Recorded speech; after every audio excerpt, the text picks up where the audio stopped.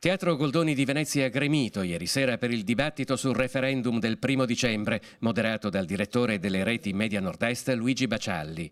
600 tra veneziani e mestrini in platea, sui palchi e fin sul loggione si sono confrontati partecipi come mai prima d'ora sulla separazione di Venezia da Mestre, auspicata dal comitato promotore del sì e osteggiata dai sostenitori del no, che vogliono mantenere l'unione tra i due comuni.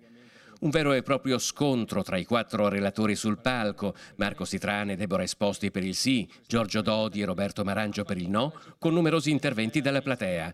Il dibattito è stato preceduto dallo scrittore Antonio Scurati, che ha letto un brano di un suo libro profetico pubblicato 10 anni fa, La seconda mezzanotte. Racconta di una Venezia sommersa da un'onda di mare che non trova più le balene, non trova più le difese naturali a proteggerla e che ridotta in rovina viene poi venduta ai cinesi, che ne fanno una specie di Disneyland così estrema del terzo millennio. E purtroppo questo romanzo scritto 10 anni fa, che apparteneva alla fantascienza, purtroppo oggi appartiene alla cronaca. È la quinta volta che si vota per separare amministrativamente Venezia e Mestre, senza che il sì alla separazione abbia mai avuto la meglio.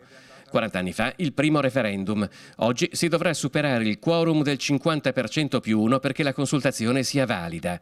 Vivace, a volte aspro ma civile, il dibattito, con molti interventi e domande dal pubblico per il sì o per il no. Non è costruendo un muro attorno alla città che si risolvono, perché nessuno dei problemi che grava su Venezia, turismo, ambiente, Mose, porto, e tutto quanto, non trova soluzione in una rappresentanza nuova che è quella del piccolo comune. La vera domanda dirimente per il sì e per il no è: quale strada le due parti intendono percorrere per ottenere l'autonomia, in quali tempi e a quale costo? Dominante il tema del Mose, che ancora non funziona a pochi giorni dal trauma dell'acqua alta eccezionale di 1,87 m.